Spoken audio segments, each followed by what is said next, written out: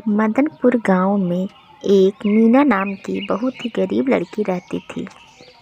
वह दूसरों के खेतों में काम करके जैसे तैसे अपनी गुजारा करती थी। धीरे धीरे मौसम में बदलाव होने लगता है। तेज हवा चलने से ठंडी बढ़ने लगती है। धीरे धीरे ठंडी तो बढ़ते ही जा रही है। मुझे लकड़ी का इंतजाम करना पड़ेगा।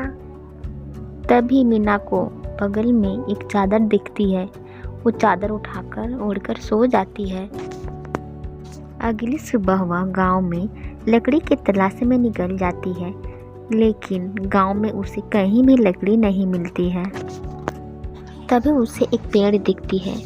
वह सोचती है कि इस पेड़ की डाली कुछ सूखी हुई है, क्यों ना हम इसमें से तोड़ लें।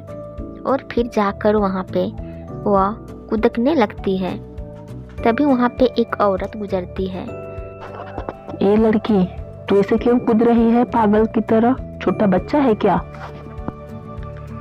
नहीं नहीं, मैं तो इस पेड़ की टहनियों को तोड़ रही हूँ। रात में आग जलाने की काम आएगी। तू एक काम कर, तुम लकड़ियों को खरीद क्यों नहीं लेती?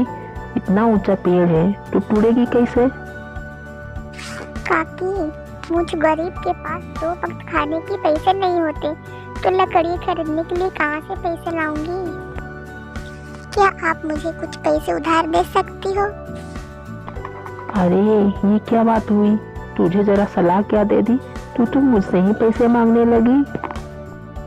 तू गरीब है, मैं भी इस गांव की कोई सेठानी नहीं हूँ। मैं भी गरीब हूँ। मैं कहाँ से पैसे लाऊंगी तुझे देने के लिए? उस औरत की बात सुनकर मीना फिर उछलने लगती है, कूदने लगती है लकड़ी तोड़ने के लिए, लेकिन फिर वह ज़मीन पर आ जाती है। इसी तरह करते करते उसका पैर मुड़ जाती है और वह गिर जाती है। जब गिरती है तो वो उस औरत के हाथ पकड़ लेती है, लेकिन मीना के साथ साथ वो औरत भी साथ में गिर जाती है। जैसे तैसे दोनों उठती है और खड़ी होती है। ये क्या कर दिया तूने? मेरा मटका भी फोड़ दिया और गीला भी कर दिया मुझे। इतनी ठंडी में पूरा गीला कर दिया तूने। मैं जानबूझकर नहीं गिरी काकी, मैं गलती से गिर गई। माफ कर दो मुझे। आपको भी गीला कर दिया और मैं भी गीला हो गई इतनी ठंड में। हाँ तो मेरी गलती थी क्या? मेरी ही मती मारी गई थी जो यहाँ पे रुक के तुम्हें सलाह देने लगी। चल हट, मुझे जाने दो। वह औरत वहाँ से चली जाती है और इधर मीना गिरने के कारण हाथों में खरोच लिए हुए खेतों में काम करने चली जाती है और खेतों में काम करने लगती है। रात के समय वह ठंड से ठिठुरती हुई घर वापस आती है। रात होने के कारण ठंड और बढ़ने लगती है। आज मुझे कहीं से भी लकड़ियाँ नहीं मिली। मिल जाती तो आग जलाकर ठंड से राहत तो मिलती।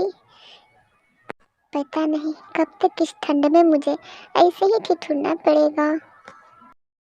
बढ़ती रात के कारण तेज हवाएं बहने लग रही थी, जिसके कारण मीना को बहुत ठंड लग रही थी और वह ठंड से कांपने लगती है। कुछ देर बाद उसके घर के दरवाजे पर आने की किसी की आवाज़ सुनाई देती है। इस समय दरवाजे पर कौन आया होगा? लगता है जाकर देखना ही पड़ेगा। मीना जाकर दरवाज़ा खोलती है। जाने के बाद उसको एक बुढ़िया दिखाई देती है, जो उसके दरवाजे पर खड़ी होती है। दादी, आप कौन हो और इतनी रात को इतनी ठंड में बिना चादर के ऐसे घूम क्यों रही हो? बेटी, मैं दूसरे गांव जा रही थी। अंधेरे के कारण मैं रास्ता भटक गई हूँ। आज की रात अपने घर में ठहरने की जगह दे दो बेटी। सुबह होते ही चली जाऊंगी। ठंड में कांपते इस बुढ़िया को देखकर मीना को दया आ जाती है और वो अपने मन में सोचने लगती है। पता नहीं कैसे होंगे इसके घर वाले, जो इतने ठंड रात में इसको बाहर जाने दिया। मुझे इसकी मदद करनी चाहिए।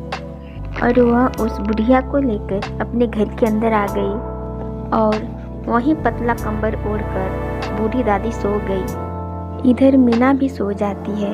अगले दिन जब सुबह होती है तो मीना की नींद खुलती है तो मीना उस बुढ़िया को उठाने के लिए कंबल को हटाती है तो मीना हैरान हो जाती है।